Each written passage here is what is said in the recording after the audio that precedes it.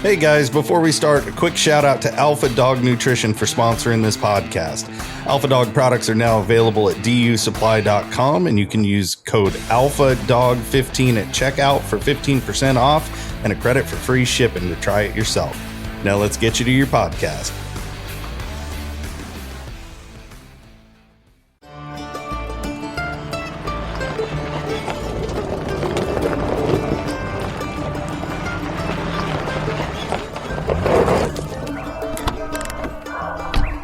Where's Fielder? He's gone to the dogs. Here we are in the dog days of summer. Once again with a podcast. I call it Gone to the Dogs because that's what my mother always told my dad when she looked out at the dog kennel. We've gone to the dogs around here. Anyway, I've called up by miracle of Ma Bell. And I've got the store up there in western Pennsylvania, and I've got Fred Moran on the line. Fred, is the connection good? Can you hear me? Test. Everything's fine. Everything's fine. All right, got to blow in the mic. Okay, sounds good. Sounds good, brother. It's what good. Do you want to know? What do you want to know so you can start coon hunting? That's right. Well, I got to go to the fountain. I got to go to the best I know, and the guy with the most experience for sure. I don't know about that. About that. Once upon a time, maybe, but it ain't like that now. Getting too old. Don't discredit yourself, Fred. I tell you what, it's easy to do at our age. You know, you're 88 now, right? Yep. Well, I am 78. We'll be 79 in October. So I'm about 9 years, maybe younger than you, but that's just a number. Yeah, but it's different when you're 88 and only feel 88. I feel 108. I was at Sam's Club yesterday with my brother. He was buying a TV. He's moved down. I thought maybe he was putting an application in for an employment. Oh, yeah, well, I could sweep the parking lot maybe or shuttle the baskets, buggies. I call them buggies. What do you call those things? Shopping carts, buggies? What? Buggies, that's what I call them. We always called them back home. I think down here we've got a lot of influence from the Northeast, and anyway, they call them carts down here. But anyway, we were trying to get through the line at Sam's. No help there. Got all these automated checkouts. Everybody down here is old as dirt. You know, they got one foot in the grave and the other on a banana peel, as my mother would say. They can't figure out how to use these machines, and also everything's all backed up. There was a guy, he said he'd been an iron worker in New York. And he was just really upset because he couldn't get through that line, you know. And he said, I'm 80 years old. And I said, well, I'm breathing down your neck, brother. I'll be 79 in October. He said, yeah, if I'd, known I was going to live this long, I'd taken better care of myself. Well, that's what my dad always said. I heard him say that a lot of times. He made it to your age, Fred. But then, and he had to go get a doggone hip replacement. And we didn't want him to, but he had quite a bit of pain. And so he wanted to get that hip fixed so he could get back in the woods. And they replaced it, but he never did really get over that. But anyway, every day's a gift, Fred. Every day we can get our eyes open. That's what they tell me. That's what they. Yeah. You talk about your dad wanting getting that hip fixed, and that Bob McDonald in Ohio. He's been a red bone man for quite a few years. I know he's in his 70s. He calls me quite often, and he had a knee replaced. Yeah. And it didn't go too well. And this was supposedly a good doctor. But finally, someone else told him about this other doctor that did knee replacement and bragged on that he's the best in the business and everything else. I says, well, you can't do any worse. You might as well try them. Who knows? Maybe the second doctor will do something that the first one should have done. So he did. He went to the second doctor before he was hunting at least a little bit. His wife goes with him most of the time. They hunt out of a little four-wheeler and so forth. And but now it's gotten worse for him, and he's hardly hunting at all. He said, I should have never went to the second doctor. He says, I don't know when he's hunted last. He's just disgusted, he wants to go so bad. And when he does go, if it wasn't for his wife giving him a hand and so forth, he probably wouldn't be going at all. But like the old saying, everybody knows it's hell to get old. So, well, that's what it boils down to, in my opinion. Yeah. Well, that was my dad. He wanted to have that hip replacement. I was against it at his age. My brother and my mother, they went, mother just kind of, went along with it. He never did listen to her anyway, and vice versa. But I think he found out afterwards that was a little more operation than he wanted to deal with. Here's an old story. I heard this guy went to the doctor and he got his had that carpal tunnel surgery on his wrists and stuff, And so the surgery was over and all, and the doctor told him how long it'd be for recovery. And the guy says, well, Doc, will I be able to play piano? And he said, oh, sure, you should be able to play just fine. He said, well, man, that's good. I never could play one of those things. I'm really looking forward to that. So anyway, that's enough of the corny jokes, I guess. But hey, go ahead. This is true. I get most coonhounds, the older ones, know I got shot in a hunting accident out in Wyoming in 1976. It was, and a friend. There was a gang of us out there. I took the mayor from one town, a police chief from another town, and they all wanted to see all them. They knew I've been going to Wyoming, Montana, and Colorado for 10, 15 years, and they wanted to try it. Well, we went out there, and the very first day we went to the ranch that I always hunt on, and I split the guys up in 3 trucks, like 4 guys to each truck, and let them go on their own. They didn't know where to go, but out there's so darn much game. You see plenty all day long. It ain't nothing to see. On a good day, 700-800 antelope. You'll see maybe 100 deer a day, and there's no scarcity of animals, that's for sure. But anyhow, the very first day, you can carry a loaded gun in a truck out there legally. However, I always says that's a bad idea. I says, here's the thing: if you're going to carry a gun loaded in a truck, make sure there ain't no shell in the chamber. Well, this one buddy of mine, he's deceased now, that went with us. They called him Fats. His name spells everything. We spotted some antelope, and on a he lived rise, up to his name, huh? Yeah. Okay. And we spotted some antelope up on the hill there, and we tried to drive closer so one of the guys could get a shot. Well, he jumps out of the truck, and I hear that bolt working. I'm looking through the truck. I'm driving, and I'm looking through on binoculars at the antelope, and I hear him working that bolt. And I look down. He's outside the truck, but the gun's pointed inside the truck toward my legs. I said, Fats. I said, watch that stuff. I said, look where the heck you have that pointed at. He said, oh, I'm sorry, man. I'm sorry. And so he corrected himself and everything. The antelope took off. We got in the truck and we drove around the hill hoping to intercept him.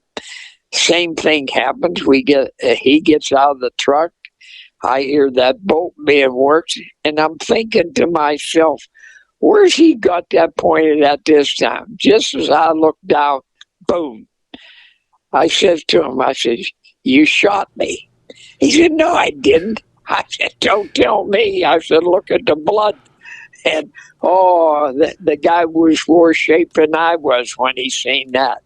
But anyhow, to make a long story shorter, I spent, I think, 6 days in the hospital out there.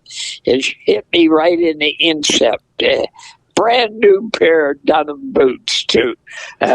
Ruined them shoes. They cut them off with scissors at the hospital. So it hit you in the foot? Yeah, he hit me in the foot. He went in the top of the foot and came out the instep. Oh, and man. I often wondered what it felt like to get shot. Well, I found out. And to me, it was just like hitting your thumb with a hammer. But the pain wasn't, I could put up with the pain. It wasn't bad. But we were 90 miles from the hospital. Oh, jeez. And did you have a lot of bleeding? Fair amount. And one of the guys was in the bed of the truck. He was a state trooper. And I said to him, I says, Bill, get up here and drive. Because I knew Fats had probably wrecked the truck. So Bill got up there and drove us all the way to the hospital. We almost got one wreck on the way down because he's going 90 all the way. Oh, yeah. But anyhow, we got there okay in that.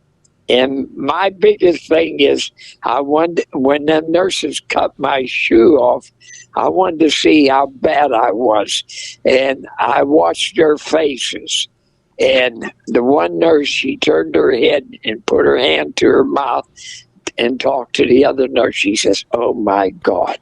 So I knew I was in bad shape right there because they see that stuff all the time. And I figured if she said that. So anyhow, I spent 6 days there. And they got me in good enough shape. They sent me home to Pittsburgh to the hospital there. And naturally, the ambulance picked me up there. And they give me a doctor, and he says he was new to it.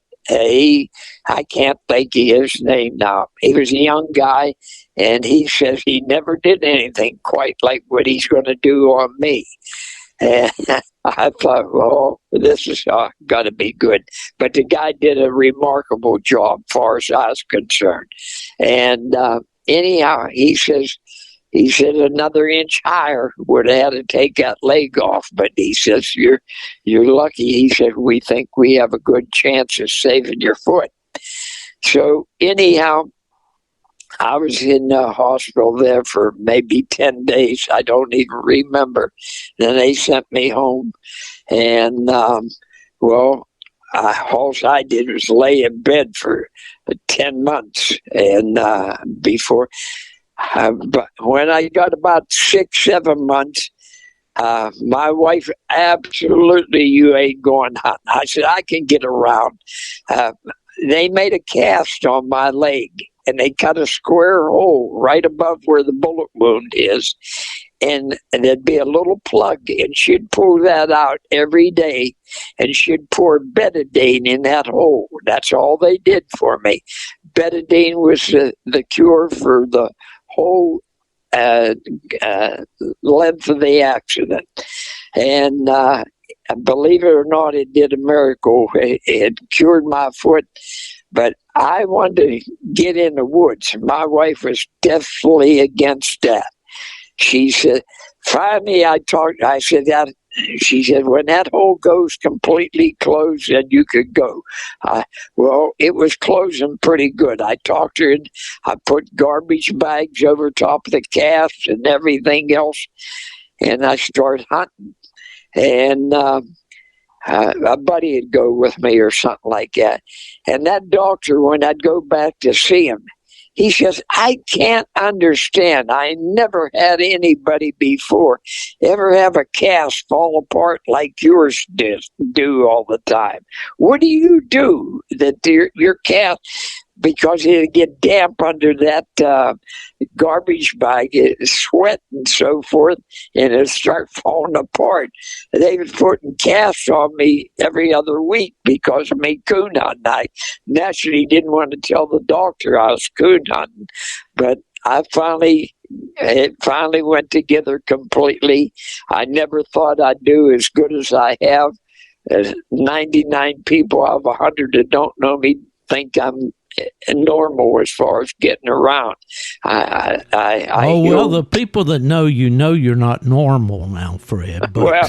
well, I'm talking about the foot part. Hey, listen, what caliber rifle was that? .264 Magnum. Oh my goodness, that would leave a mark. Did it break a bunch of bones in your foot? It took them all out, and anyhow. At that time, I worked for the city of Duquesne, the water department. I was a meter reader. I went around to every house reading water meters. I loved the job because I got in the dog control business by accident, and I was just starting in that. But my boss, I had the best boss in the world. He didn't care what I did as long as I got it done. I'd start in. You're supposed to start 9 o'clock in the morning. Now, all you young folks out there, listen to this now. This is how we did it back in the day. I started at 8 o'clock in the morning, and everybody knew me in Duquesne, and I'd just holler, "Waterman," and walk in the cellar door and read their meter and stuff like that. I caught a lot of them on the pot and everything else, and in the cellar shire. They used to call City Hall. They said that Moran was here at, let's say 7 o'clock, but it wasn't 7, it was 8. And my boss said, "Hey, don't start so early." He says, "People are complaining you're starting too early." I still kept my same route because the sooner I got done, I could take care of my dog control business that I was starting up. And I had one kid working for me while I was injured, and more or less. But then I started doing it myself. In the meantime, like I say, I was more or less housebound and so forth. But my leg healed up good. You couldn't ask for anything better. I get around even today. It don't bother me a bit. It did for a while, maybe the first 4 or 5 months, and then the pain subsided, and I felt fine. I started coon hunting like usual, 5-6 nights a week, and everything turned out okay on the leg part. Well, did you know that Russ Beller out there in Indiana got shot? Yeah, I know. He got shot right in the face. With what kind of gun? A .22. Okay. Yeah, it shot, as best I remember, it was right below the eye socket there and off to the side of his nose. He was hunting with, what's Bob's name down in Kentucky? He had the crossbred dog. Oh man, he later on hunted a good bit with Emmett Brohart, Emmett Brohart, I believe, and maybe with Charlie Shortridge after he moved to Kentucky. But I'll think of Bob's name in just a minute.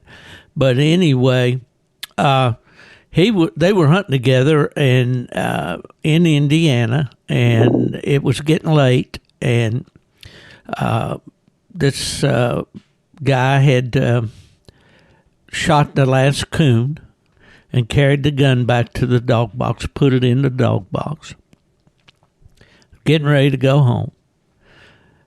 Russell said, "Well, the dog that he was hunting apparently did something that he didn't like on the last tree." So he said, "I'm gonna make him tree." Maybe he didn't go hunting as good as he thought he should. He said, "I'm gonna make him go hunting and tree a coon, then we'll quit." Of course, Russell lives in an area where there's a lot of coon, you know. Yeah, I know. But anyway, long story short, when he went back to the dog box and opened the dog box storage area, and the gun was laying there, and the barrel was facing toward Russell. And he just reached up and pulled the gun toward him to get it out of the dog box. And apparently there was a round in the chamber, and the trigger caught on something there in the dog box and went off and shot him right in the face. And he told me, he said, man, it knocked him right on the ground. He said it was like a knockout punch, you know. And, I imagine so. Yeah. Well, I had a couple of close calls back when I was in college and in the military taking greenhorn guys hunting, you know, and you stay after them all the time. Watch that muzzle. Don't point that thing at me. Make sure you don't, make sure your safety's on. Make sure you keep your finger off the trigger. I mean, I had a guy one time, we were just getting the guns out of the trunk of the car in Texas, going dove hunting or quail hunting, I believe it was. And, man, right in my ear, that shotgun went off, 12-gauge shotgun. Whoa, man. I said, what the heck? And this guy, he said, I didn't know it was loaded. Yeah, they never do. They never do. Well, I didn't know that story, Fred. Doggone, I hadn't heard about that. I've hunted with Rush 3 or 4 times, and he never mentioned it. Of course, I never mentioned about my foot either. A lot of guys asked me that heard about it, and I told them, I said, well, I often wondered what it felt like to get shot. Well, I found out firsthand. But it wasn't as, to me, it didn't hurt as bad as I thought it would. And a gun of that caliber, that could put a heck of a hole in you, and it did. I bet you. It was a good-sized hole where the bullet came out. And like I say, blew that shoe on the insole, blew it all away, and so forth. And of course, that nurse cut it away anyhow with the scissors. But well, that messed up your hunting trip. They put you right on a plane back to Pittsburgh right away? Well, 6 days later they did. I see. Yeah. And they did the doctor out there in Wyoming, he said, I did all I could for you. He says, I would do something else if you was going to stay here permanently, and that he said, but your doctor will take care of you back home. So we're going to just patch you up best we can to get you back home. That reminds me of the story of those guys that were playing golf. You know, you were kind of like that to these guys on that hunting trip, I guess. Guy got back to the clubhouse, and he was all sweaty and looked like he'd been through the war, and all the guys asked him, what's wrong? He said, well, doggone that Charlie, the first tee this morning, he had a heart attack. And he said, he did? And he said, yeah, and all day long it was hit the ball, drag Charlie. Hit the ball, drag Charlie. So that was probably the way that those boys were. They were out there hunting. They weren't going to spoil their trip by cutting it off that short, maybe, huh? Yeah. Is that the way it worked? Yeah. But, well, I'm thankful that it they didn't. Stayed, there was 9 other guys there, and they stayed there, but they didn't know where to go. So they did their usual thing. They went to the local bar, and there's all kind of guides in the local bar. Oh, yeah. We'll take you out and so forth. They all did get it. Everyone got an antelope. Everyone got a deer. We didn't have an elk license, but they all did get game, and they were satisfied. And me, I'm sitting in the hospital watching television. But, man. Was this now Wyoming or Montana, or where were you? I was in Wyoming, Gillette, Wyoming. Gillette, okay. That's on the eastern side of the state, I think, down to maybe southeastern. It's a corner. Yeah, it is on the eastern side. Mm-hmm. I went out to Worland, Wyoming. Well, been to Cody and all up in that North Fork country and up through there and all. I've hunted in Cody, and you might have heard of a town called Graybull. Oh, yeah, Wyoming. I've been right through Graybull. You go through from Cody to Graybull, and then you turn south to go to Worland, and that's where I was based with a coon hunter out there. I had a rancher out there in Graybull that I used to hunt on his ranch after I've been going there enough years, and that was terrific hunting out there. I'll tell you a fast story. It ain't coon hunting, but it's pertained to hunting. That's all right. We're not calling anything on this show. The Bighorn Mountains is in near Graybull, Wyoming. Yeah, Cloud Peak. You know where Cloud Peak is, don't you? No, but I hunted a little town called Shell, Shell. Were you close to Hyattsville? Never heard of that. What about Ten Sleep? I've heard of it. I don't know. That was where. east of you. That's more toward the Bighorns. Yeah. But anyway, it's your story. All right. Well, we hunted on the Bighorn Mountains. But here's the thing. Back then, now you can do it, I believe. But back then, this was in the 60s. Well, when I started, the first time I ever went to Wyoming was 1964, I believe. But anyhow, this was in the 70s that we found that place over in Shell, and we started hunting there quite a bit. And it took, you wasn't allowed in the Bighorn Mountains unless you had a resident with you. Yeah, you couldn't go there on your own. Well, we start finding out that's where all the game was. And the rancher there that owned the ranch, he didn't care what we did. He told us, help yourselves. And we had horses if we wanted them, but we mostly walked. It took us an hour and a half steady walking up a mountain to get on the top. And I mean, it was real wilderness. And the buddy that first took me out there, he's dead now, Chuck Bailey. He later moved to Wyoming. That's how much he liked it. And he was a coon hunter. And he says, I'm going to take you to a hot spot. He said, it's really good. He says, there's nobody been up there. We go up there, and we had horses that day. And he says, we had to get off the horses one time to lead them across a little narrow gorge, or else if we fell off either side, you'd never heard of Fred Moran again. I mean, you'd have fell forever. And so we get off there, and he says, I guarantee you nobody's been back here since the Indians. I looked down on the ground, and there's an empty 30-06 shell laying there. I pick it up. I said, hey, Chuck. I says, them Indians using 30-06s up here. He said, I didn't think anybody ever been up here. That was something. And the guy that you did a podcast on with the monkey, old Gary Hoffman, he was with us. But not that particular day. I was about 3 days later. Gary was up on that same plateau by himself, and he was just a kid then. He was only about 15 years old, and he didn't have no money then. He borrowed a deer rifle back home to go out there with us. He saved his money to go out there. We give the rancher, I forget, $10 a day for the horse, that's all.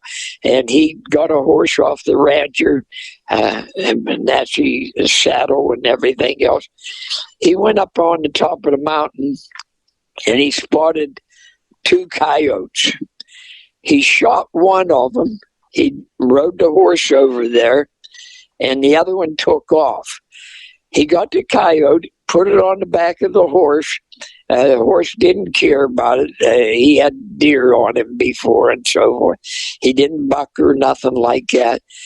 Gary got on the horse, to ride it back down to the ranch. And that other coyote came out of the brush for no reason at all and started chasing the horse. The horse runs fast as it could. Oh, no. It threw Gary off the saddle. The horse went over a cliff. Oh. Horse was dead. The gun was smashed. The saddle was smashed. He had to pay for all that. It's lucky he got thrown off the horse, or he'd have been right with it. That was a close one there. When he came to the ranch, he was white as a sheet. And we went back. Well, there was nothing to pick up on the horse or the saddle. Everything was smashed. That's what you call when it gets western. They say. But, like I say, that coyote chased that horse, and that horse got scared. We had some real doozies out there as far as different things. I can imagine. Man, that's crazy. Well, the only place I hunted on horseback in the West was in New Mexico. I went out there and hunted with Gary Washburn and George Hobbs and those guys down in southern New Mexico in the Lincoln National Forest. And we hunted on horseback. And we were bear hunting, and the dogs would run the bears up in those big draws. I call them hollows, but they don't call them that up there. But anyway, canyons.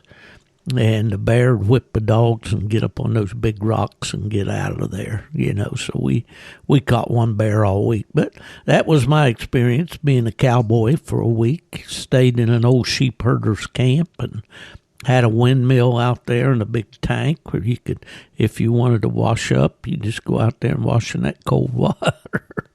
I know what you mean. Yeah. I've hunted Montana probably 5 or 6 times, Wyoming at least 10, and Colorado probably 8 or 9. What was your favorite out there? That I knew you was going to ask that. That's what I was getting at. Okay. To me, Wyoming and Colorado were a tie. Montana was third place, but I don't know which one I liked better, but I liked them both. And I met a good friend out there. He had coon dogs. He still got coon. Well, he used them for bear and lion out there, but he coon hunts once in a while. His name's John Thomas. He lives in Laramie, Wyoming. He got a Wyoming mailing address, but he's actually in Colorado. And I known him for a good 25, 30 years. He used to live in New York, and he contacted me for a dog. Next thing I know, he's living in Wyoming. And I've stayed. He's running a guest ranch for a woman out there, and he's got it made. We went out there. We took our own dogs and went out there cat hunting about 10 years ago. Me, the game warden from back here in Pennsylvania, and my kid, and I think one or two other guys. We didn't get nothing, and he went out. He wanted to take us with him. He was going to a rancher's place, and he says, I don't know if I get anything or not. He had a young dog, and I figured, well, we got older dogs. We have a better chance. But he treated a young lion. He left it go that morning. We didn't get nothing. We had a good time and everything. He had a creek going right through the yard in front of the cabin where we stayed. And I seen trout swimming there back and forth. And there was a fishing rod in the cabin. It was there when we got there. I didn't have no bait. And this is the God's truth. Them fish were so hungry. I was using black crow gumdrops for bait, and I was catching them fast as the line hit the water. Now, was this in Wyoming? Yeah, this was in Wyoming. Yeah, I caught every bit of 20 fish in probably 20 throws. Oh, yeah. Those all streams trout, out there, they're trout. Probably brown trout. Out there, I'll try to condense this. I met Dean Carroll at an AKC hunt out in Iowa when we started that Heartland Classic hunt. And he said, "You got to come to Wyoming coon hunting." And I said, "Man, why would I want to go all the way to Wyoming to go coon hunting? You know, there's a lot of coon hunting out here in the Midwest." He said, "Oh no, you really enjoy it." And I said, "They hunt on the rivers. I call them creeks. Yeah, I call them creeks. They call them rivers. Yeah, and they hunt in those Russian olive trees, which are you know, it's thick and the limbs go all the way down to the ground. It's really kind of hard to get into, the dogs and all, but they got plenty of. We were hunting on the Bighorn River there when you were in Graybull, it's just east of west of where I was. But yeah, we had a couple of Wyoming state championships out there at Dean's. I went out 2 years, and that was a long trip. Well, yeah, I'd fly out there, but then I thought maybe you drove. No, I'd take some personal time while I was out there and do some fly fishing. And I fished up there, not far from Graybull. There's a paint rock, a paint bank or paint rock, I think it's called, creek. We were on some private land, and man, I caught my personal biggest brown trout out there. It was a nice one. I think it was 24 or 5 inches long. But that country out there is just amazing. It really is, and I'm too old to really get around out there. Everybody should go there one time in their life. They'll see they can't believe there's country like that. Yeah, and no matter what, you can stand up on one of those peaks, promontories or whatever you want to call it, and look out across Wyoming, and it goes forever and ever and ever. And we had this. Was you ever there in the warm enough weather where rattlesnakes were out? I didn't know. No, I didn't see any snakes. I was there though in warm weather. I was there in August. I would go because I wanted to fly fish while I was out there, and wanted to wait till all the spring runoff where the creeks went down where they were fishable, you know, because they get a lot of snow melt out there off those mountains. In fact, as you know, some of them never thaw out all summer long. But when we went out there, we usually went in October for deer and elk. Or deer and antelope. We have killed elk out there too. One of the years I was out there, them deer, we were hunting south of, I'm trying to think of the name of the town. I can't remember now, but anyhow, we were hunting down there, and I'm walking down on this trail. There's a big, they call them coulees, and it's a big gully, and them deer hide under the rocks there. They'll just lay there like a rabbit would back home. And I'm looking across this coulee for deer because I've seen them the day before in there. And here I hear this buzzing noise. And to me, it never sounded like a rattlesnake like you hear on television or anything. To me, it sounded like a grasshopper back home when they take off, how they make a funny noise with their wings. And that's what I thought it was. And then I happened to look down. The next step, I'd have tramped right on him. And he wasn't a big one. He was a little one. But I had a pistol on me, and I just shot him right there. Yeah. I heard a crazy thing the other day. I'll interrupt you here. You see everything online. This guy was hiking, and I think it was in East Tennessee, but I don't remember exactly. And he said he got bit by a rattlesnake and he died, but he picked the snake up. Now, who does that? I mean, you see a rattlesnake, you go over and pick it up. That's a Dilbert. What is it they call that? The something principle. I killed my first rattlesnake in Tennessee. I was a kid. I was down there with a guy that's a story in itself. We had a guy back home. He had a little candy store for a front, but he was a number writer, and he didn't hunt or nothing. But he had, in the Army, he even wrote money or numbers in the Army and made money, and he had money. He met a girl down there in Tennessee and fell in love with her, and they didn't have no money, but he bought her parents a farm to live on down there. And only thing is he could come down there and stay on the porch. That's what he'd do for 2 weeks, just sit on the porch down there in Tennessee. That was his vacation. And he would get one half of the tobacco crop. That was the only income he got back from them, but he paid for the ranch. And he knew I was hunting crazy.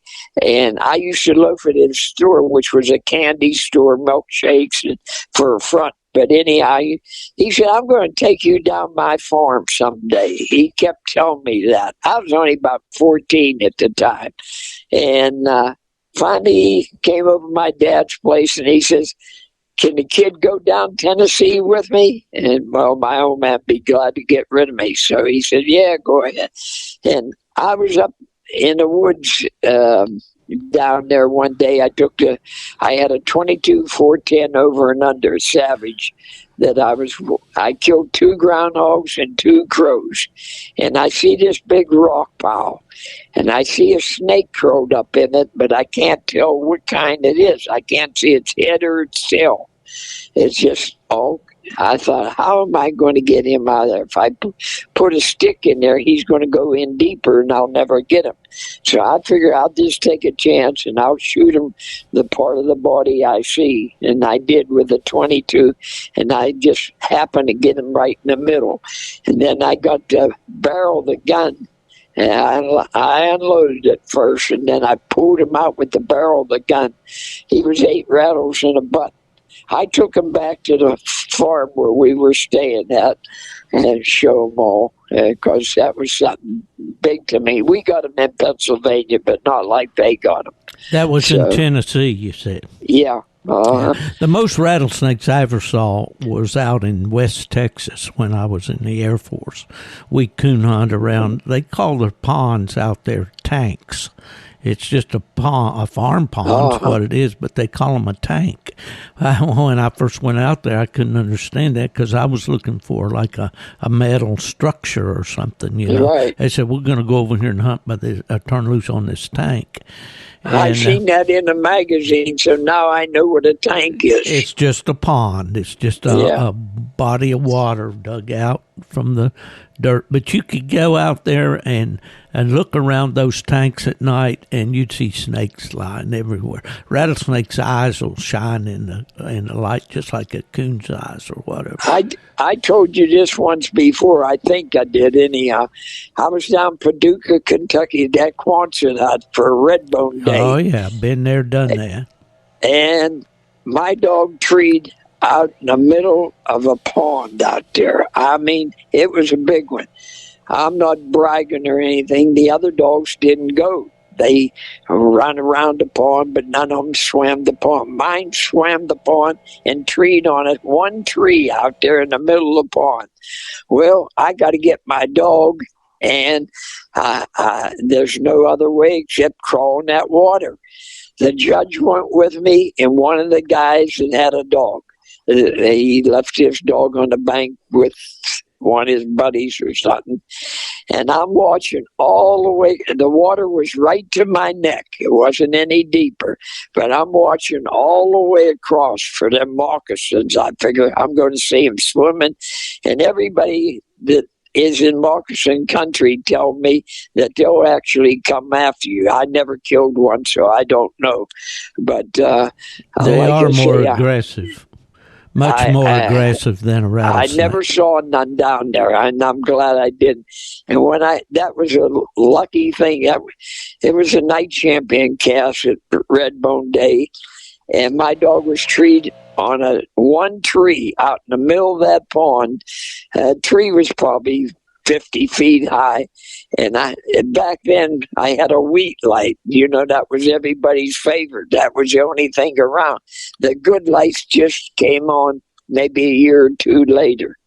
And here my wheat light, when I turned it on, it was about shot. I thought, oh, man.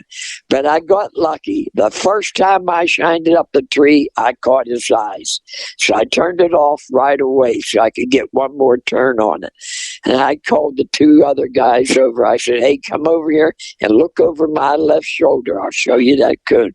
And I turned on. They all saw it, and they put their lights on it. So I got lucky on that because I figured sure as heck my light will burn out completely. And I did win the night champion cast that night down there.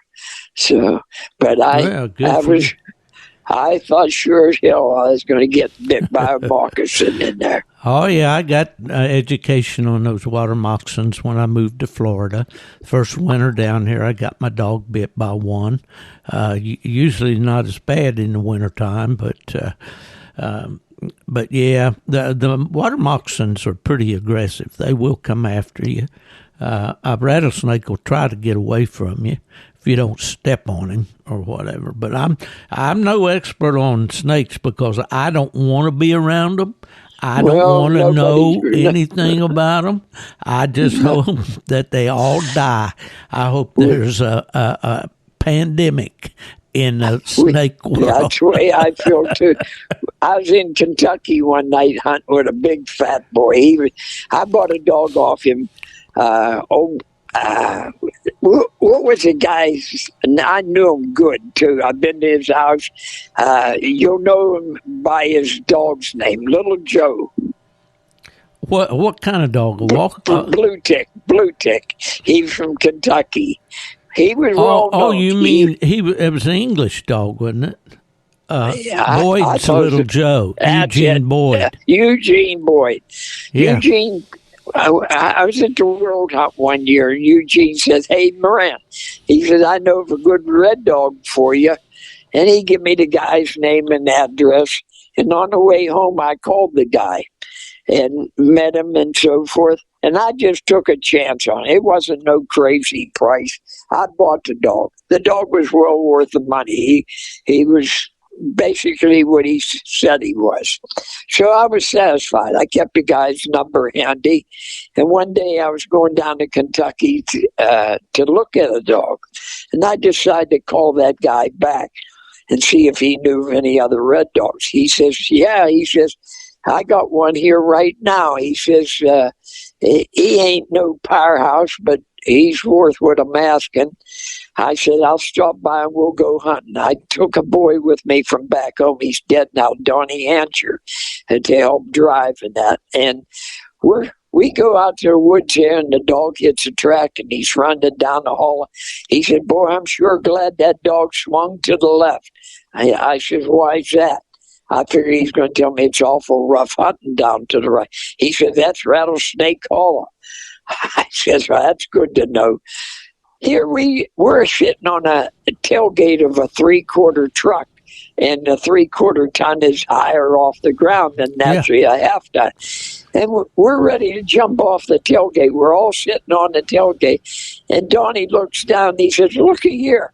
There's a copperhead right underneath our feet, all three of us. Well, Donnie's crazy as a bed bug. He jumped off that hickey and he grabbed it by the tail and snapped its neck, just like a whip. And so we went and got the dog and got out of there. But, man. Well, that was a saying that my mother always used, crazy as a bed bug. Yeah.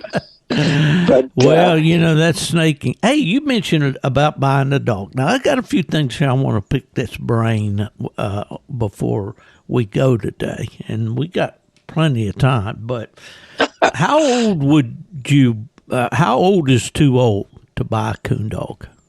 Not you, I mean the dog's age. The dog's age? Yeah. How old would you buy one? I sold a dog. I'm going to brag on this. I sold a red dog to. The dog was well known. At least there was a dog called Kentucky River Boone. He won I think second in the night champion part of first autumn oak they ever had. The second autumn oak he ever had. A guy named James Montgomery owned him down in Bowling Green, Kentucky. And he was out of my old magic dog. That's why I was so interested in him. And anyhow, I bought the dog. And I give $2,000 for him, which was a lot of money back then. Hell, that's 60 years ago. And anyhow, I sold the dog when the Boone dog, he was a coon dog. He did like skunks. I did everything. You never catch him on one. He'd kill it and go on and tree a coon. You never catch him with a skunk, but you go. You would when know the guys about come it. in, when the guys came in from hunting, somebody got a skunk tonight. Yeah, it was always Boone. And I got rid of him mainly because of that. But I sold him at 9 years old to a Walker man in Ohio. And he wrote me a letter. He said, "That's the best dog I ever owned in my life." He says, and he was a good dog other than the skunk. But I sold Kerry Rooks, a 9-year-old Grand Night champion. I've sold a lot of them at 9 years old. Well, I don't think I ever sold anyone older than that. But Right. I sold at least 3 that were 9 years old that I could remember. Right. Well, I don't know what these guys do with these dogs nowadays. You'll see one that'll get red hot and he's winning. And then, he kind of fades away and you don't hear anything more about him. But I won plot days one year with an 8-year-old, There you go. And that dog lived to be 15. So he was probably my longest living dog that I've owned, down through the years. But, well, I just wondered, when you're out there, if a guy calls you up and say, "I've got a good one here," This might sound like bull, but it ain't. Most of the dogs that I raised, that I kept for myself, like Hickory, which I consider one of the better ones I ever owned. Some of them dogs, mine were wore out when they were 9, 10 years old. I mean, I give Hickory to my veterinarian when he was 9 years old because he had prostate trouble then, and he had a million things happening to him. And I honestly blame some of it for me wearing him out. I hunted the heck out of that dog. He was in the woods 8 nights a week. And I had others that I could think of, the same thing, that I just wore him out. And now, don't get me wrong. I've seen dogs 12, 13 years old. Look, I could have ripped their papers up and told you he was 5 years old. You wouldn't have known the difference. There was a guy near here had a dog that he was about 10 when I first started hunting with him. He said, "How old do you think that dog is?" And I looked him all over. I said, "Probably 6 or 7. He says, he pulled his papers out and showed it to me. He was 10 years old. He's just one of them that was taken care of. Well, we hunt these back when I was younger, and I'm sure that was the case with you. I wanted to go every night that was possible. And, of course, most of my hunting when I was in my prime, so to speak, was in Michigan when I was working for UKC. And that hunting wasn't nearly as hard on me, as the hunting in the mountains of West Virginia. That's a paradise. Now, you could take some long walks, at times, but still, as a kid, it was brutal, But when you live in the mountains, that's where you hunt, and you don't complain about it because that's just what it is. If you want to hunt, you just suck it up, and the dogs tree over the ridge. You just follow them over the ridge. That's, and sometimes it was tough, but when you're young, you don't mind that stuff. No. Not at all. Heck, I used to hunt till 11:30, come home, get a different dog, go back out. Yeah. Well, what you were talking about there about wearing these dogs out, that's one thing I don't think. I think hunters today are a little more conscious of that, about giving the dogs rest, giving some time to rebuild. Purina has done seminars on this kind of stuff, and how to let the dog recuperate and so forth. But back in the day, I know what you're saying is true, Fred. We just pounded them night after night after night. Yeah. And a lot of times it was gray dawn, when we came in. And that dog, he'd lay around all day and his eyes would be all matted up and all that. My dad, he was a stickler for taking care of his dogs. He'd get a bucket of warm water and a rag and he'd wash their eyes out, and clean them out and look for any seeds or weeds or things like that. And that's another thing, summertime hunting. I had a dog one time that got a weed seed under his eyelid, and I didn't know it. And, and he's squinting his eye and all, and the eyeballs started turning white. I mean, the iris, and got him into a vet, and they deadened that eye and found a little seed that was about a 1/4 inch long, and it was sharp on both ends, and it was laying under that inner eyelid, I thought, boy, that must have been uncomfortable for a dog. Did he ever gain full It came back, vision? yeah, it did when he got that out of there. But now I've heard of them that lost an eye because of that, or they get punctured. He didn't get punctured by the seed. It was just laying under that eyelid, This podcast is supposed to be to let people know different things that are happening around the world and so forth. Here's something that's bringing a we're lot of worldwide, attention. Fred. We're syndicated worldwide. We cover all subjects as long as they're suitable for young ears. All right. Well, this here's suitable for young ears because at least around here, these veterinarians are going crazy. Okay. On their prices. I just talked to a buddy yesterday, Zach Kane. His girlfriend took her bird dog to Ohio State University. He has a bad shoulder, and I forget, they kept the dog and put some screws in it and so forth. She's supposed to pick the dog up, I think, Friday. Anyhow, I believe he told me she paid $2,100 already, and she ain't done paying yet. Oh yeah, man. Oh yeah, this is ridiculous. Some of these prices, it's crazy. Them days of going in the veterinary and paying $25-$30 are gone. Well, we used to always try to look for, kind of like a country vet that did all kinds of animals. There ain't no country vets. No. And there's a veterinary clinic on every corner down here. And you go in, and there's an office call right off the top. That's usually about $60-$70 just to walk in the door.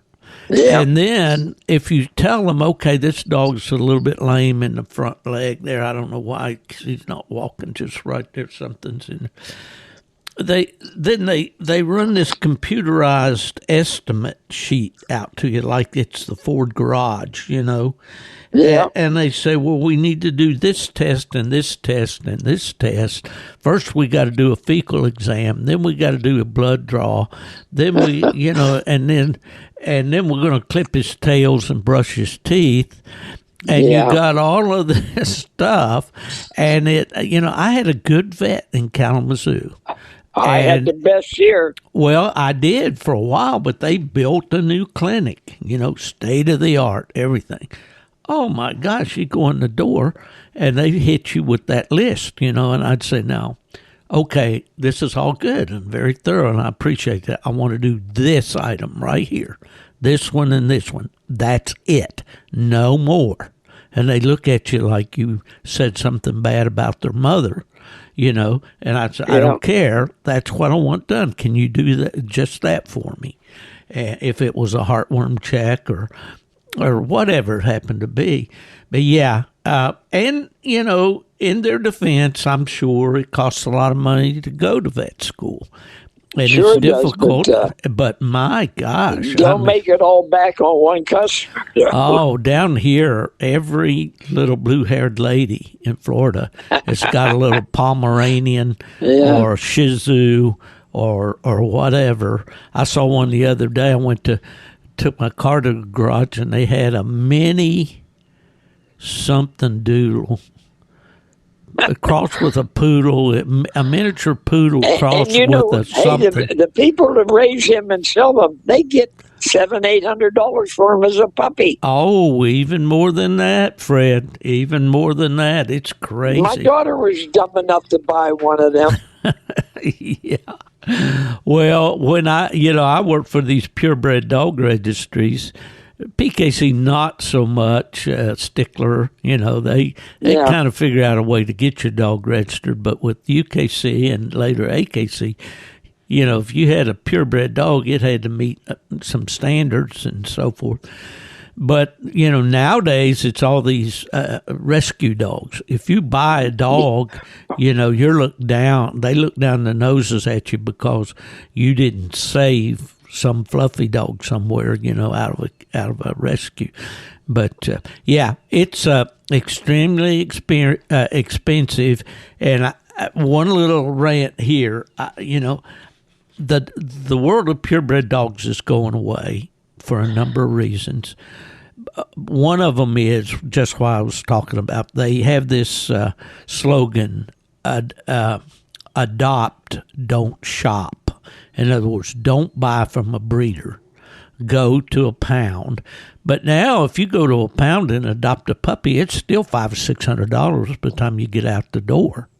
There's a girl that coon hunts with me, and she's got a pit bull. Yeah. She told me she bought it at 7 years old. She gave $250 for it at a kennel in South Carolina. She was on vacation. Her and her husband stopped at this kennel, and she bought this pit bull. I said, "What the heck did you buy that kind of dog for?" Believe it or not, the dog will tree coon. I've seen the dog tree coon. That's the second pit bull I've seen tree coon. And both of them are good tree dogs. I couldn't believe on the second one. And she feeds coons in her yard. They come all the time. She told me she fed as high as 19 coon and 3 cats all together, eating together out of a bowl. Well, no wonder the dog a tree coon, man. He lives in a coon zoo. Hey, she goes nuts. She'll make them pancakes. She said, "I'm going to make them spaghetti tomorrow night." Oh, she's nuts. Well, I tell you, I've seen a few nights on night hunt casts I could have used a pit bull to get my dog scored. I remember one night at the spring, I think it's called the Spring Classic. It was in Bucyrus, Ohio, PKC. A couple dogs really tried to kill my dog. They stretched him. One of them got him right through the brisket, and the other one got him just bit him right across his butthole, and he had tooth marks all the way in on both sides of his anus, and had tooth marks on both sides of his brisket. And a boy was handling him for me, so he got into the tree. He was backed up over there still treeing, but they just about dispatched him. So I could have used a little of that pit dog that night. You just mentioned something. When I had the dog control business, here's something 99 out of 100 listeners probably won't agree with me, but I don't care what they think or say there. And the experts, the veterinarians and so forth, they say animals are colorblind. I disagree with that for the simple reason. Years ago, when I first started in business, I had a little a little wee feisty type dog. It looked like a squirrel dog nowadays. Most people call him a squirrel dog. He run all over the town of McKeesport, one of the communities I serviced. And I was out on the road on him myself. You couldn't get near him. And all my trucks were red. I had one green truck. When he'd see a red truck from 2 blocks away, he'd take off like a bullet. When he'd see the green truck, I could approach him and get within 10 yards of him. And that's what always made me think that dogs can determine color. Yeah, I haven't done any studying on that, but I'd say you're right for sure. I don't know, I don't know the science on that at all. Maybe I ought to check that out, but there you go. They're colorblind and they can't distinguish the colors, but I disagree with that. Maybe I'm wrong, or maybe I just hit the right dog, but he sure knew my trucks when he see. And naturally, there's dog odor on all the trucks, but like you say, the green one had dog odor on, same as the red ones. Okay, I got another question for you. Yeah. You've hunted over many, many years. You've gone to a lot of competition hunts. You hunted, I think it was last year. Did you hunt at Autumn Oaks last year or year before? Couple of years ago. Yeah, I saw you at, after draw out time, heading to the woods in your hunting clothes with your dog. Okay. Yeah. Which would you, as a red bone man, over the years of your career, what would have been the biggest prize for you to win? Would it have been red bone days, which I know you have? Would it be Autumn Oaks? Would it be a world championship? What would you kind of consider the pinnacle of hunts to win over the years? And it could be 20 years ago, 30 years ago, or whatever. Have you ever thought about that? I often thought I placed 5 different dogs in world hunts, 1 in the UKC, 4 in ACHA. I won the U.S. championship in 1970, and they had over 300 dogs. Yeah, but guys may not remember that hunt, but that was a big hunt. It was held down in North Carolina. No, or was it held up your way? Ohio. Oh, it was held at Portage, Ohio. Okay, all right. Well, they held it in North Carolina one time or two, I think. Well, if they did, I went there. I got lucky. I put Hickory in it 5 times, and he won 4 times, placed. But the captain dog won the first year they had it, 1970, and I was quite proud of that. But I would say if I picked them all, it would be one of the world hunts. Was Doc Sefferlin involved in that U.S. championship? I'm looking at a trophy on the wall right now. It's a clock trophy, and it was donated by Doc Sefferlin. Yeah, how about that? Very, very active guy back in the day. Here's another thing. The first AC or PKC hunt that I won was in Ohio. It's the one that I'm looking at the plaque right now. I got first place there. It's Newcomerstown, Ohio. And it back there in them years, I don't know if you got wind of it or not. I'm sure you did. Russ Biller had a habit of going around to those guys that were in the top 40 or 20 or whatever it was in the end. And he says, if you want to put $100 in the pot, winner take all. Well, I figure I can afford $100, and that's a nice payday. And I don't know if you remember this guy. Foots was his Rogers. Dog's. Oh, the dog's name was Foots. Yeah. Yeah, wasn't that Lee Eads? Old dog, a black dog? No. This guy was a Walker man. He was from Kentucky. I know that. A big guy, blonde hair. Was that Wayne Caudle? That's it. Okay. He was in my cast in the final, and Doc Shefferlin had 2 dogs in the final. So it was me, Wayne Caudle, and Doc Shefferlin. And he says, "Hey, Fred, what do you want to do on this money?" Russell didn't do no good, so he's on his way home, and he give me the money to hold. There was 23 guys put $100 in it. He says, "Do you want to split it, or do you want to go for it all?" I says, "You say 2,300." I said, "What about Doc Shefferlin?" He says, "He didn't put no money in." I said, "He didn't put no money in." I said, "He can afford it better than any of us." And he didn't put no money in for the $100. I says, "Well, it's just me and you." Well, I have a saying, a little bit of something's better than a whole lot of nothing. I agreed to split $11.50 with him. And so he got $11.50 and I got 11. I didn't know if I had a crystal ball that I was going to win it. I naturally wouldn't have split it.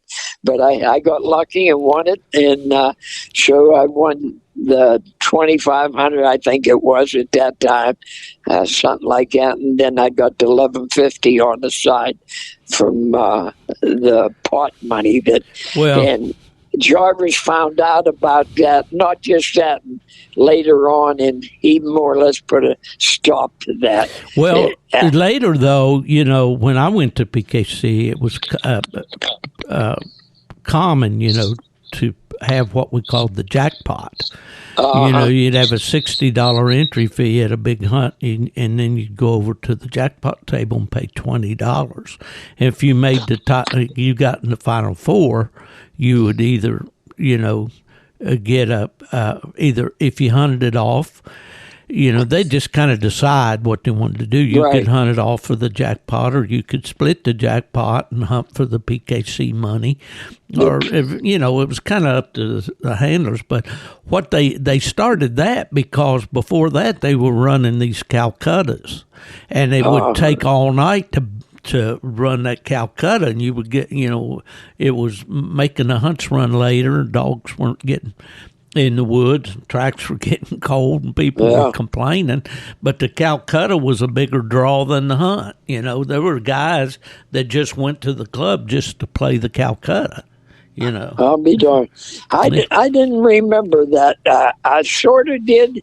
I keep thinking I remember hearing about it, but I don't think I was ever involved in well, any. you come in there with old Hickory, you know, and say, "Okay, Fred Moran's Hickory dog," and they'd start bidding, you know, and they could run it way up, you know. And a lot of times guys would complain because the guys sitting around back there, they'd run the price back up, way up, and the guy that owned the dog couldn't even buy his own dog, you know. Yeah, I can understand that now. I bet it would be a different ball game today too. Oh yeah, I don't even know if they still do. I imagine they do the jackpots at the open, probably the bigger hunts. I don't know, but I've just kind of been out of touch. You know, I left PKC in 2004, so I haven't been involved in that like I used to be. So anyway, winning a world hunt, you think would probably be the most significant? I'll put it this way: maybe not as much now, but back in the 80s, you went to an ACHA World Hunt. That was like being at a World Series every day for baseball. If you were a baseball fan, it was different. I mean, the atmosphere and everything. Everybody won. When that number writer used to take me to Tennessee, the boy on the next farm to where he bought his farm at. His name was Glenn Green. And I got to know him within 2 days. I heard he had coon dogs. He had black and tans. And me and him hunted every night together. And he had some good dogs, real good dogs. And he was only about 16 at the time. And all he talks about, him and a bunch of fellas, they're all going together, 4 or 5 of them, and they're going to the ACHA World Hunt. I didn't even know what he was talking about at the time. And I knew it was some kind of big night hunt, but I didn't. They looked at that as have a new baby brother or some damn thing. Yeah, it's like going to the Masters golf tournament or going to Kentucky Derby, or for a coon hunter, that was the epitome. That was the he won 5th or 6th in the first one he went to, and that was good for him. Him and I got along good, and every summer he'd wait for me to come down there when I started going there on my own, and so forth. And I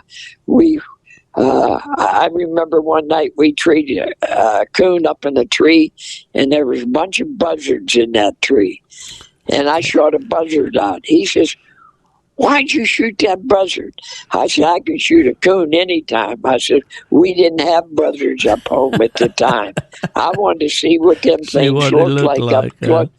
But we got them now. In fact, my kid killed a groundhog in the yard a couple weeks ago, and 2 buzzards are there in no time eating on that groundhog. Yeah, they're thick down here in Florida, and they do a great job of cleaning up, the my kid comes down. Hey, my kid comes. He's into fishing like I am into coon hunt. He used to coon hunt, but he'll tell you I wore him out. But he went to sharing them bass tournaments, and his son is 11 years old, and he's coming on strong. He just won a tournament last week. He was in a tournament for kids from 10 to 18. He won first place. Awesome. And he showed me pictures of his bass. His biggest one was 3 pounds, 7 ounces. And I says, "How much money you win?" He says, "I got a dust catcher." I said, "They didn't give no money." He said, "I don't know why, but the older kids got money, and I won everything." He says, "I didn't get no money. I got a trophy." So, he calls them a dust catcher already. Yeah. Well, I tell you, hey, let's talk about. Do you have a squirrel dog? I used to. I had some good ones, and I wouldn't mind having another one if it was really, the right kind. They're just like a coon dog, few and far between the top one. Yeah. But I had one I called Rita. I liked her a lot. I let 9 different guys hunt her in squirrel hunts, and all 9 placed her. She never lost a cast, and she got sick on me. Tommy Gorham from Virginia. Redbone man. Yep, he called me up out of the blue one time, and I showed Tommy a lot of dogs, and he says, "You want a squirrel dog?" I said, "If it's good." He said, "It's good." He said, "I've hunted with it." And he says, it was a well-known walker man. His brother owned it. I can't think of his name. Sturgill, I think, was his name. And he's dead now. But I took a chance on it. I bought it. I wish I could buy 10 more like it. She was good. And she'd go, well, a lot of people don't want this, but I do. She'll go till she trees one, and I loved it. I could call her, treat a mile away, and she'd be there. She'd stay. She'd have a squirrel. I had 2 or 3 others. I had a little one that I turned him loose with my magic dog when a bear crossed the road one night, and we turned 6 dogs loose, and they treed that bear that night. Well, there was actually 3 bears, 2 cubs and a mother. And the cubs were big cubs, so they were about 100 pounds. And like I say, the one cub came down, and took off. 4 dogs took it out of hearing. We didn't have tracking collars back then. It was 1965 or 66, one of the two. And we got the other dogs back 2 or 3 days later. But that little squirrel dog and Magic stayed on the one cub and the mother up there. How about that? Well, the old saying is, it's not the size of the dog in the fight, it's the size of the fight in the dog, so. Yeah. I'll tell you, you talk about squirrel dogs, I'll tell you who had some of the best. T.C. Jones. Oh, yeah, Mississippi. He had some good ones. Yeah. I hunted with a lot. He had a little dog called Spotty. I used to go down there every winter and hunt with him for a week or two. He had a little Spotty dog. We killed 57 squirrel with him in 4 days. Goodness. And I told TC, I said, if you ever want to sell that dog, give me first chance. And he called me up about, a year later. He says, you still be interested in Spotty? I says, yeah, if you ain't crazy on the price. He says, well, there's a coon dog I want to buy. And at that time, TC didn't have the money he had before he died. He said, there's a coon dog I want to buy, and I'm running a little short. He says, I'll sell you Spotty. I said, you just put him in a crate and get him up there. And that was probably the best one I ever owned. Yeah. And what type of dog was he? What did he look like? To me, I thought he had a little beagle in him and just a little bit of mutt. Mm-hmm. And I thought, I'll bet you if I take this dog coon hunting, he'll tree coon. I asked TC, I said, did you ever coon on him? He said, nope, never did. First night I took him out, he treed 4 coon. I sold him to Shelton Morse for coon dog. Oh, yeah, blue tick man. Yeah, for a coon dog for $350. I paid $250 for him, I think, and I sold him to Shelton for $350. And my buddy says, why didn't you tell me you was going to sell that dog? I says, well, you didn't tell me you was interested.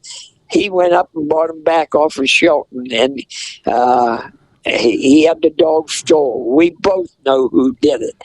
We couldn't prove it, but I know this guy got that dog. He always wanted that dog, and it disappeared near his house. So. Big dog. Well, listen, Fred, Shelton Morse. Now, he had a dog called Blue River Boomer. Yeah, he sounded exactly like my Hickory. We had a hard time telling them apart. They both had good mouths. I hunted with Shelton a lot. Where did Shelton live? Ohio. Yeah. And I'm trying to think the name of the town. He's only about 130 miles away, up near Ashtabula, up that direction. Okay. A few years ago at Autumn Oaks, in fact, the first time I saw this guy or met him was in 1984 at Autumn Oaks when we held the 25th anniversary there in Jasper, Indiana. That's when my buddy Nubbin Moore won it all. A guy named Jack Walsh from down at, I can't think the name of down in southern Ohio, and he wrote coon hunting songs, and he had put a tape out and all. Did you ever meet him or know anything about him? I heard of him. If I met him, I don't remember. He wrote a song or two about Shelton's dogs. Now, this guy, he wasn't a good singer. I guess most songwriters aren't. But he wrote some of the best lyrics that I've ever heard in coon hunting songs. And he would perform, and he had his CDs there at Autumn Oaks, had a little table set up. And I've still got one of those somewhere. But, man, he could spin a story. You know, he talked about this big old blue tick sitting on the seat of the truck going into this big swamp. It was 5 miles wide and twice as deep. And did you ever hear Meredith Sloan? Oh, yeah, Meredith's just good. In fact, Meredith made a dulcimer for me, and I've never learned to play that thing. But I told him, I said, Meredith, you've got such a talent for making those things. I'd love to have one. And of course, I bought it from him. I'll bet he said, well, I'll just make you one. Oh, yeah. That's my old school teaching buddy from High Hat, Kentucky. Yeah. Great guy. Me and Packy used to get on him all the time. His wife was a teacher, too. Yeah. I said, how did you two meet? And he says, she was a teacher and I was a teacher. I said, well, I can understand her. I said, but what the hell could you teach? And we used to get on. Then he was a basketball coach. I said, you ain't tall or nothing. What made you become a basketball coach in high school and that? Oh, we used to get on him all the time. Him and his wife's in bad shape lately. Genevieve, I believe it's her name, very nice lady. I'm not so sure, she might have passed away, but I don't want to say that for sure. I don't want to say that for sure. Meredith, he was kind of different than some people. He kept Plots and Red Bones. Those were his two breeds. Yeah, he had Plot dogs. Yep. Very, very, very fine guy. I always enjoyed seeing him at the hunts. You never see him frown. He always a smile on his face. Always. And if you'd see the work of this dulcimer, you know what a dulcimer is? Yeah. He made me a beautiful one, and it's in the box. It took a while to get it. I guess I might have been a year after I ordered it. He made a couple for the Redbone people, and they raffled them off every year at Redbone Day. Yeah. And well, I may have asked you. Oh, go ahead. First dog he ever won a trophy with, I sold it to him. And he carried that trophy to about 5 hunts. He says, see this? I won that with a Moran dog. And all right. He was something else. Well, he comes from the same part of the country down there that my grandparents come from. You know? And I posted something in there. Ricky Skaggs had a song out called Highway 40 Blues.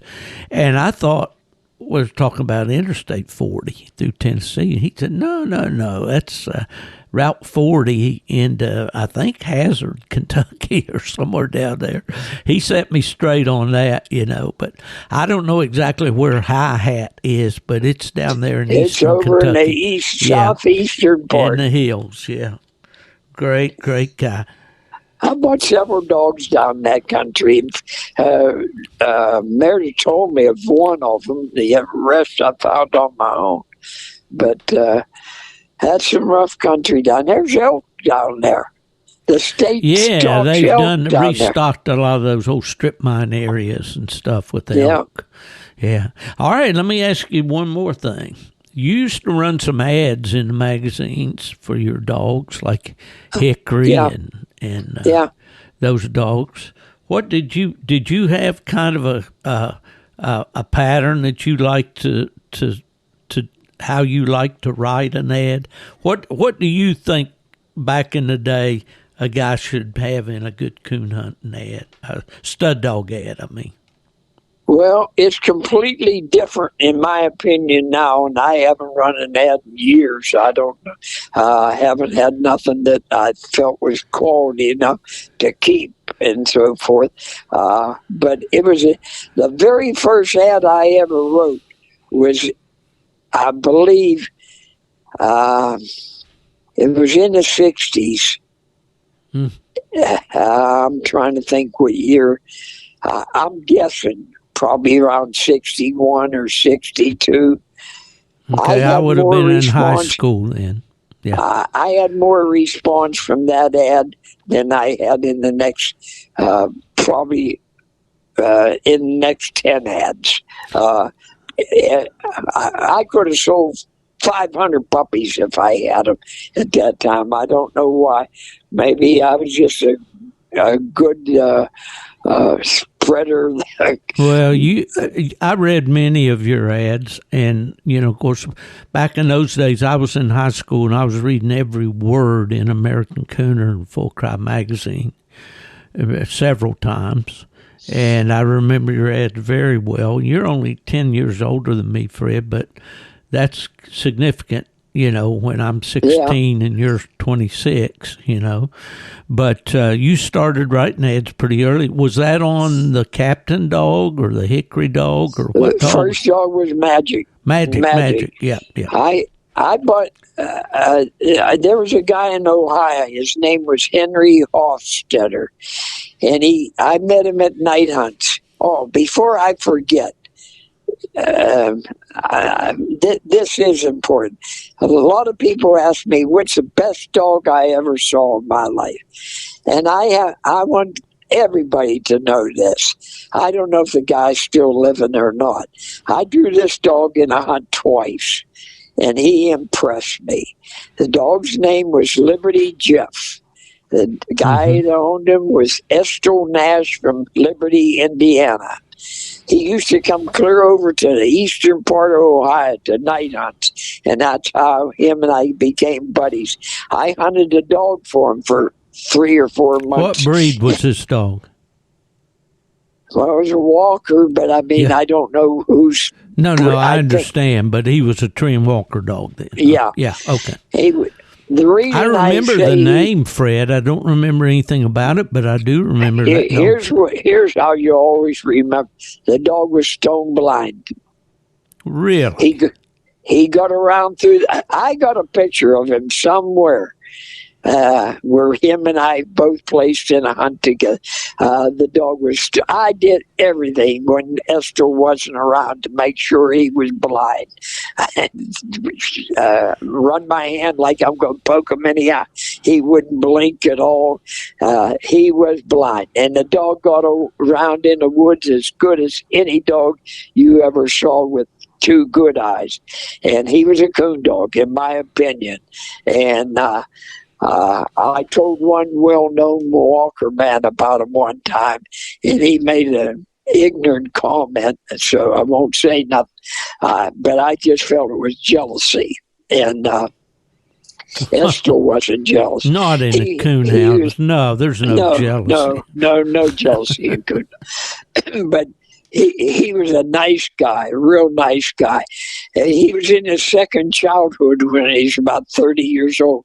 Every time he came to a night hunt, he had something different on his truck, like more chrome pipes or more chrome wheels or something. He used to get a kick out of that.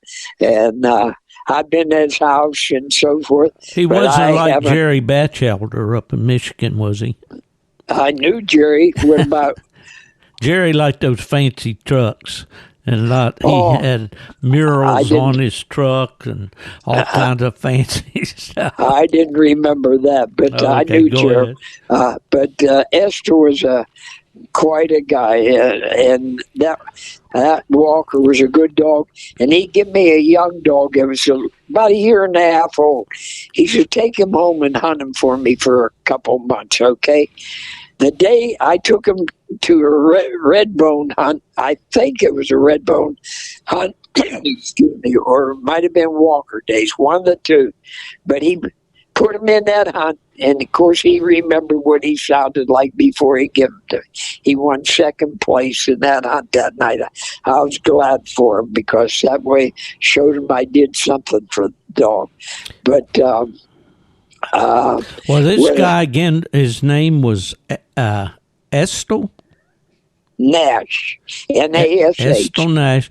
The dog's name was Liberty Jeff. Yeah, he lived in Liberty, Indiana. Look back on those old pedigrees. If you get back, Uncle Nabob gave you a box full of pedigrees and old full guys. Look in there and look back through those old pedigrees and see if you can find Liberty Jeff on there. With that eyesight being gone, I mean, I've seen dogs that are as good or probably even better, but you have to give that dog that a little bit of extra, stone blind, do what he did. Absolutely. I had one that was blind and I didn't know it. It sold the puppy, or the puppy was doing great on bear down in Tennessee and going gangbusters, and then all of a sudden he wasn't keeping up in the bear races, and come to find out he'd had a bad wreck with a bear and damaged his optic nerve, I guess, and he'd come running around the side of the building. He ran right into the side of the building. So, yeah. Well, man, I can't imagine. But that tells me then that these dogs are operating out there a lot. I've often wondered, how could a hound just run so fast through the woods with all those trees and obstacles and everything? You would figure a dog like that would fall in a pit hole somewhere.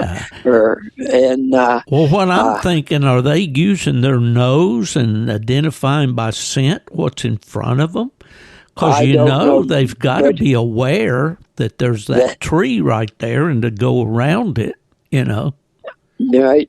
But that was something to see that dog in operation. You couldn't believe that that he was handicapped like he was.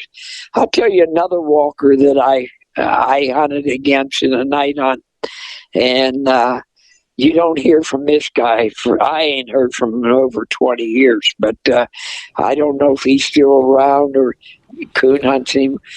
His name, the dog's name was, I think, Scott. He was from Michigan. Paul Jarvis. Mm-mm. Never heard. That one doesn't ring a bell with me, Fred. Mm-mm. I drew him in a night hunt, and it was a final. Came down to 2 dogs, my magic dog and him. He was a nice dog. I liked him. But you're going to say, well, he lacked a little bit. We treat him. But Harry Talton had Talton Bowling Bowser used to advertise with a judge. And he had every strike and I had every tree. Well, naturally, you know what wins hunts. And my dog, you get that bonus points for the tree. Yeah. And he said, I was hoping to get at least 1 tree on you, but he was a nice guy, though, real nice. But he lives somewhere up in Michigan. That's all I know. I run against him at Honesville, Ohio. To me, the best club in all the clubs. That was my favorite club of all clubs. I've always enjoyed going to Holmesville. Yeah. And but what was we talking about before I got into Liberty, Jeff? I wanted to tell you before I forgot. Well, you were talking about before Jeff, about writing ads and what kind of how you like to write a good coon hunting ad. What had happened that Henry Hofstetter, I met him at a night hunt, and everybody knew my reputation as far as hunting every night, and he says, "Hey, Moran, how about taking a dog down to your place and hunt him for a couple months?" He says, "You know me, I'm a baker and I work at nighttime." He said, "I don't get too many good nights to hunt, and just the weekends." And so I did, and I said, "I don't want no English dog," because he had English dogs. I said, "I don't want, it got to be a red dog." He said, "Yeah, it'll be a red dog." He gave me a dog that was about 8 months old at the time. And I took him hunting. Heck, the second night he treed a coon. I thought, oh, man. I kept hunting him. He looked better and better. And I called him up. I said, "Henry, what do you want for this dog?" "Oh, I didn't want to sell him. I just wanted you to hunt him." He says, "How's he doing?" I could have lied to him, told him terrible, but I told him the truth. I said, "He's a darn good dog." I says, "He's going to go somewhere if he's in the right hands." I says, "You'll never push him like he should be," but I says, he is a nice young dog. So he finally gave me a price on it, and it wasn't too high. It was for me, because at that time I didn't have no money. I think I was still in high school. And so my old man, he had the money, but don't ask him no money for a dog. He would buy Merchant Bully for $2, but I caught my mother, and I knew if I kept pestering her enough, I could borrow. I said, "I'll pay you back." She gave me the rest of her money. I had some of it. It wasn't that much, and I bought the dog. And Henry came down about 6 months later and brought a brother to him. And we went hunting together. He couldn't believe that dog was that good at that age. He says, "You waxed me." He says, "Man," he says, "it ain't no need of me trying to buy them off you. I know you ain't going to sell them." And which I wouldn't. And he said, "But that is one heck of a red dog." And he was. He was a tree dog out of this world. No,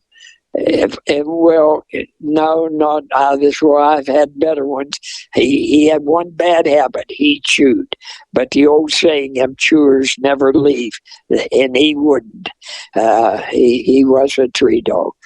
The hickory dog had the best voice of any red dog I ever had. I used to run him in night hunts, and I'd call him treed from a mile away, and the other guys in the cast would say, "Let's move closer, see if our dogs are there." I loved that. And they still love that today. Believe me, the like key is being able to get the judge to hear it. I like a dog with a good mouth. And I had a guy, I don't remember his name. He was from Ohio. And after the second coon one night, I was guiding the calf. He says, "What am I doing here?" And when Hickory treated the second coon, but Hickory had an extra good night that night. He did look good, but we treat a bunch of coons. Yeah. Well, okay. Something came up there as you were talking, and you talked about the guy had, didn't want to sell the dog, and he said he would and all. Down through the years, I've noticed, being in coon dogs, that once a guy says, "Okay, I'll sell you the dog," and then he wants to back out. There's always been like I've had that happen a couple times. Huh?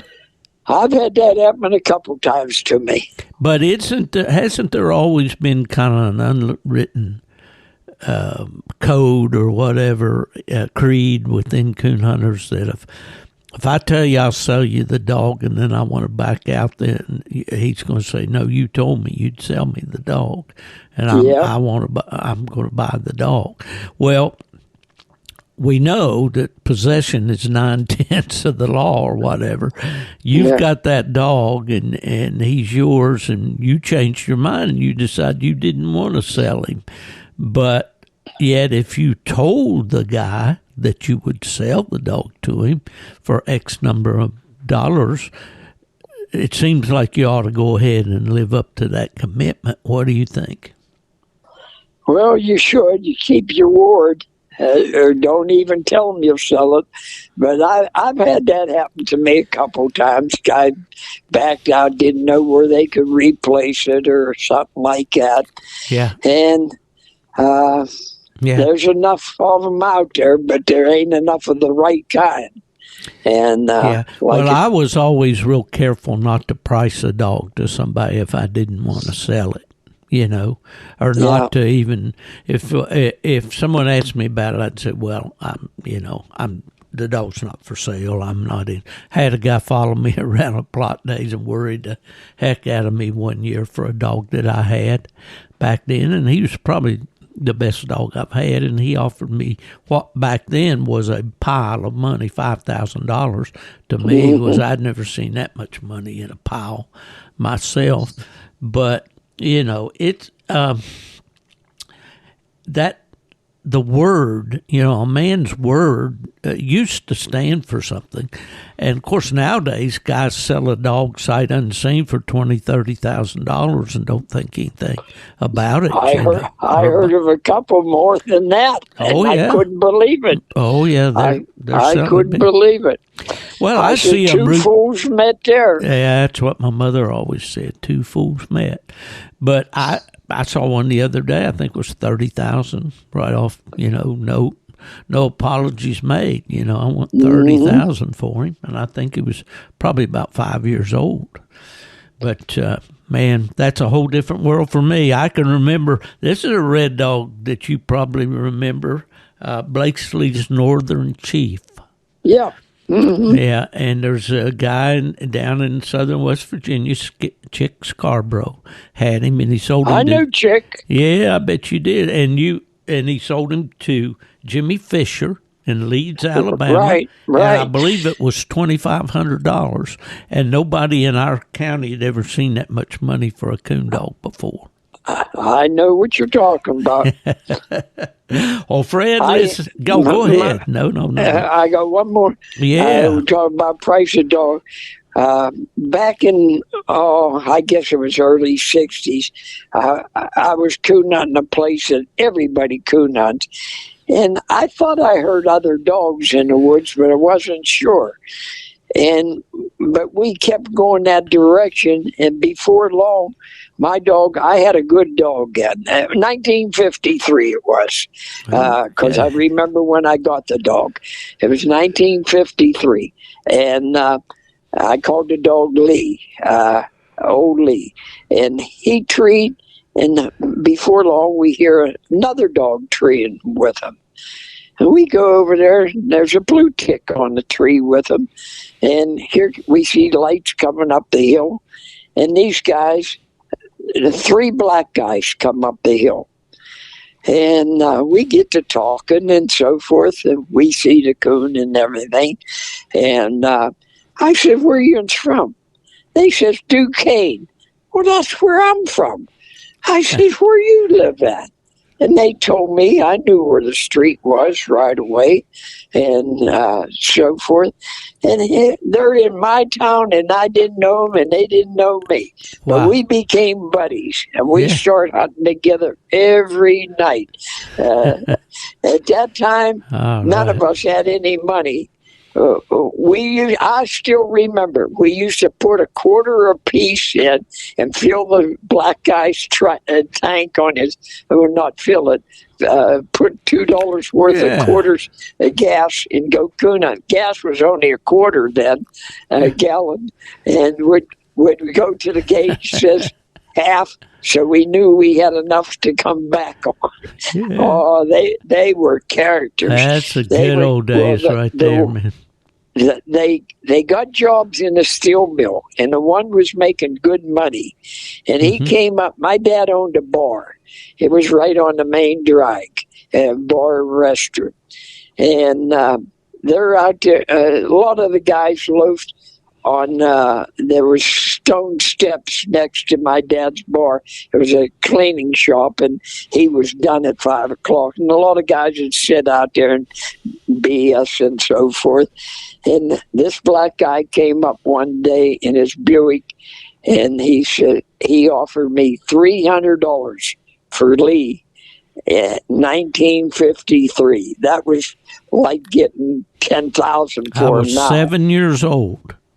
And $300, and all them guys at the bar that was sitting on them stuff, sell them.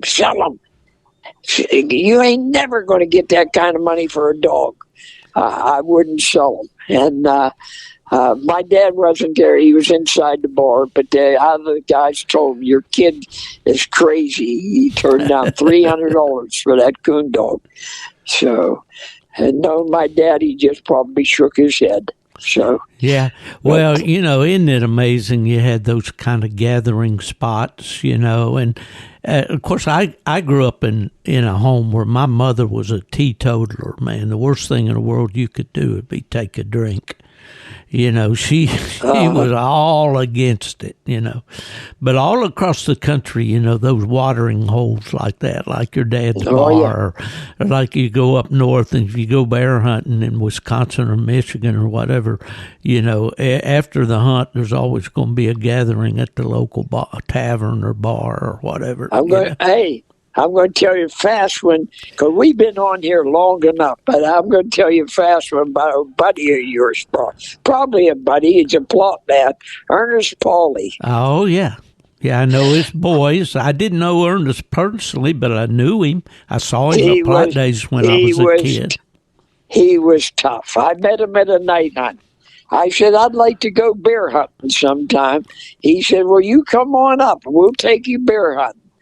And so me, my uncle, and he wasn't much of a hunter, but he wanted to go for bear. And a buddy of mine went all the way to the Upper Peninsula. I didn't realize it was that far until we started driving. And we went all the way up there, and we hunted. And it was a Labor Day weekend. And or right before it or right after it. I know it's near Labor Day. We killed 5 bear. The buddy of mine killed the first one. And the deal was whoever kills the first bear has to buy a case of beer. Well, Bud went out to a bar and bought a case of beer. I didn't know there was that many plot guys drank. Ernest, this is the truth. Ernest fell asleep in the back of the bed of the truck. First of all, he bear hunted not in boots, in but slippers. Spade shoes. Yeah. Spade shoes. I couldn't believe it. He was late. The next morning when we woke him up, there was frost on him, on his. That's a God's truth. There was frost on him. I thought he was dead. But he started moving around. Oh, they were characters. That plot guys know how to have fun. Well, tough like their dogs, I guess, back in the day. But, Fred Moran, the Redbone Man, it has been great to talk to you. And I know that you haven't been feeling the best lately, but, man, you that mind is sharp as a tack, as it always has been. And, man, I'm going to get you on here every chance I can get, because I know we haven't even hit the tip of the iceberg. The mind's okay, but the body's shot. Well, I'm beginning to feel that as well, and a lot of us are, but we still have the memories, and it ain't bragging if you can do it. And by golly, these things we've been talking about, we've done them, and you've done them. They've been done. That's right. That's right. Fred, I want to wish you the best, buddy, until the next time I get a hold of you. All right, and, you take care. Are you going coon hunting tonight? No, I want to watch the Steelers get beat. Oh, football already. Yeah, I'm a football fan. Okay, well, good for the old Iron Curtain. Steel curtain. Yeah. All right, Fred. Great to talk to you, buddy. I'll talk to you again soon. You bet. All right.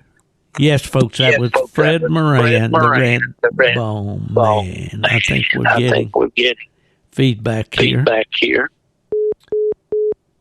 There we go. That was Fred Moran, the Redbone Man. What a remarkable memory he has for the stories and the years. We were just talking there just a minute ago about something that happened in 1953. Think about it, folks. That's 70-some years ago, I believe. But anyway, so good always to visit with Fred. Want to thank the good friends at W Hunting Supply that makes this podcast possible. Also, Alpha Dog Nutrition. Check their site out. Man, they have every kind of supplement for the welfare and health of your dog. And also, my friend Big Mark Zepp, looking forward to seeing him and all of you at the upcoming Autumn Oaks. This will air on Monday, and Autumn Oaks will kick off on Thursday. So if you're coming to Autumn Oaks, be sure to come into the headquarters building where UKC calls the cast and so forth, and I'll be set up there in the Gone to the Dogs podcast booth.